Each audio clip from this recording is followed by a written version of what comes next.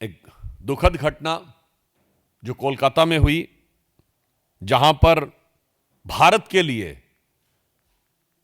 बहुत दुखद और पूरे देश के लिए शर्मसार करने वाली घटना हुई, जब अंतर्राष्ट्रीय ख्याति प्राप्त फुटबॉल खिलाड़ी लियोनेल मेसी के कार्यक्रम में सॉल्ट लेक स्टेडियम में जिस प्रकार की अव्यवस्था, भगदड़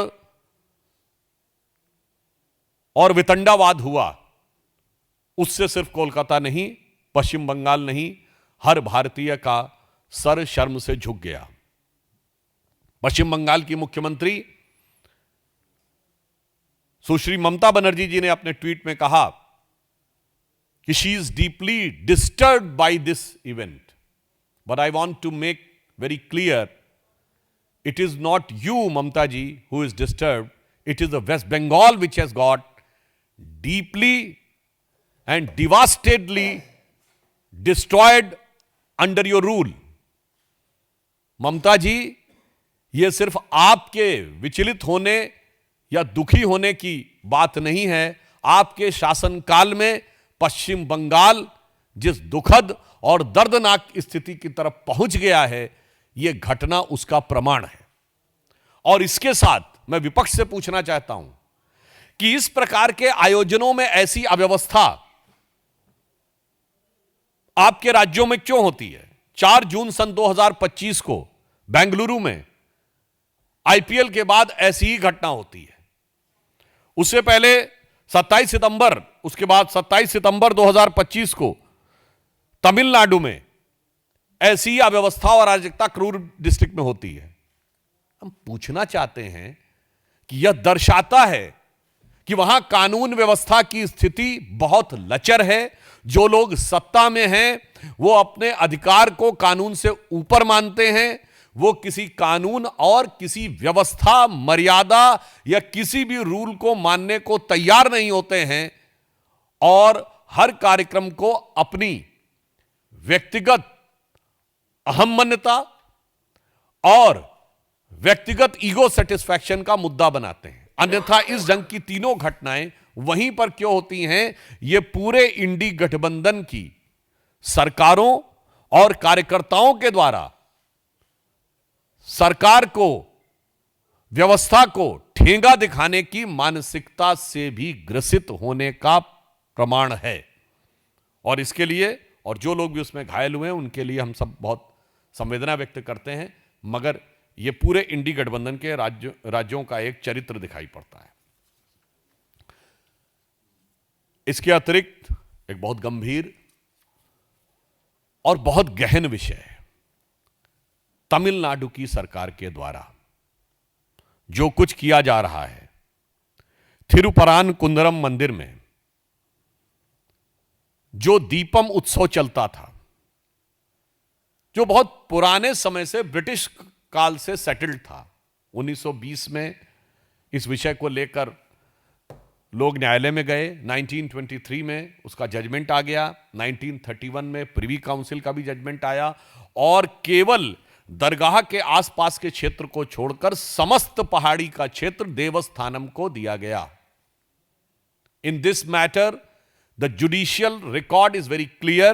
In 1920 the litigation started during British time.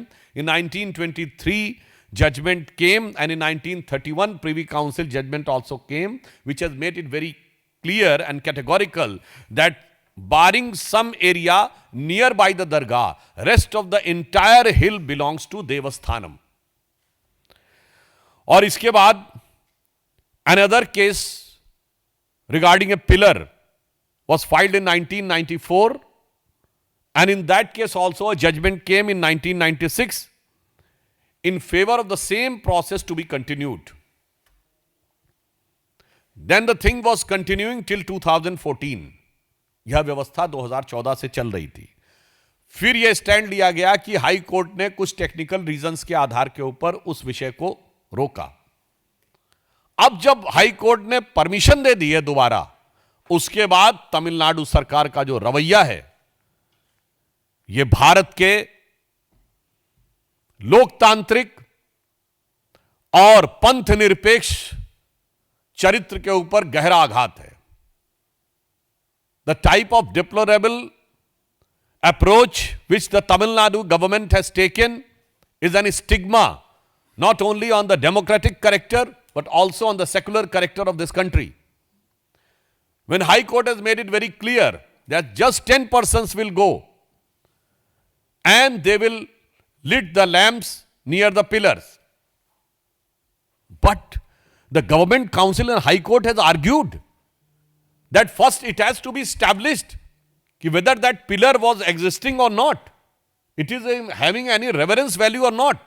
अर्थात कि वो जो स्तंभ है दीपथून, वो था भी या नहीं, वो श्रद्धा का केंद्र था या नहीं, ये वही मानसिकता है जो 2007 में हलफनामा देके कहती है कि भगवान राम थे भी या नहीं।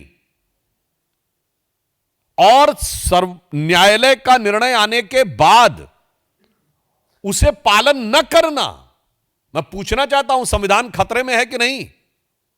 और इतना ही नहीं, उस न्यायाधीश को धमकाने के लिए आप इंपीचमेंट का प्रस्ताव, अविश्वास का प्रस्ताव लोकसभा स्पीकर को देते हैं। यानी सीधे सीधे राहुल गांधी जी खड़े होकर जो धमकाने का प्रयास करते हैं संवैधानिक संस्थाओं पे, उनके गठबंधन सहयोगी और इंडी गठबंधन वाले मिलकर सीधे न्यायपालिका को धमकाने का प्रयास कर रहे हैं। और न्यायाधीश के प्रति जिस प्रकार का वातावरण बनाया है इंडी गठबंधन के सहयोगियों ने, उससे बहुत साफ है कि इन लोगों के विपक्ष में रहते हुए संविधान कितने खतरे में है। And with the approach of Tamil Nadu government, मैं यह भी याद दिलाना चाहता हूं, यहां कोलत्तूर गांव पेरंबूर जिले में भी ऐसी ही घटना 2-3 साल पहले हो चुकी है, जहां पर कि सरकार का रवैया पूरी तरीके से बायस था। इसी तमिलनाडु में याद करिए, वक्फ बोर्ड ने पूरा का पूरा एक गांव क्लेम कर दिया था, जो गांव 1500 साल पुराना मंदिर है, जहां पर अर्थात इस्लाम के भारत में आने से पहले से भी है। यह सब कुछ जो हो रहा है, यह कोई वोट के लिए किया जा रहा कार्य नहीं है, यह भारत की अस्मिता पर आघात है। This is not just a mere vote bank politics. This is an structural, nefarious attack on the basic identity of India.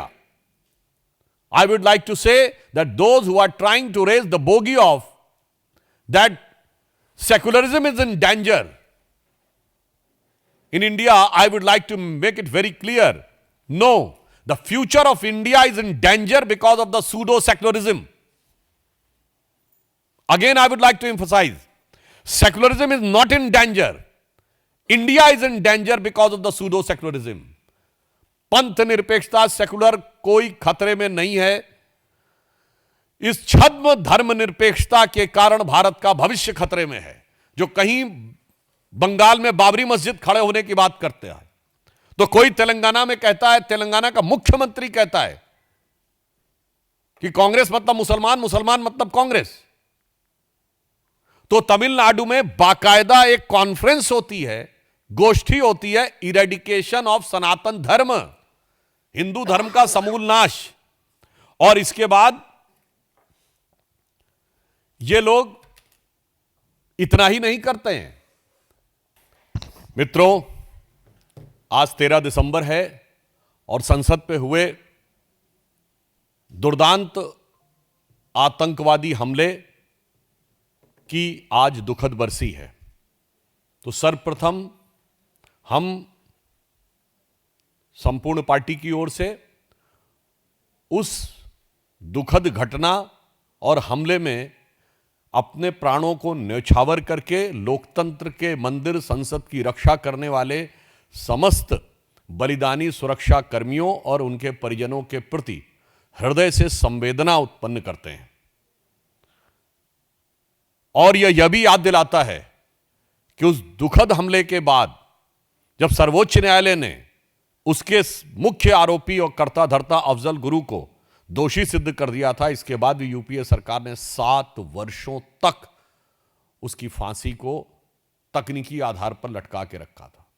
तो सर्वप्रथम मैं सभी बलिदानी सुरक्षा कर्मियों को यह कहते हुए श्रद्धांजलि देना चाहता हूं कि उन्मुक्त मरण त्योहार राष्ट्र का संबल हो, उत्सर्गी रक्त फुहार धवल गंगा जल हो, अब नए क्षितिज हों आस्थाओं से आलोकित, बलिपंथी पर बलिहार राष्ट्र का मंगल हो। आज राष्ट्र का मंगल ऐसे बलिदानियों की वजह से हो रहा है।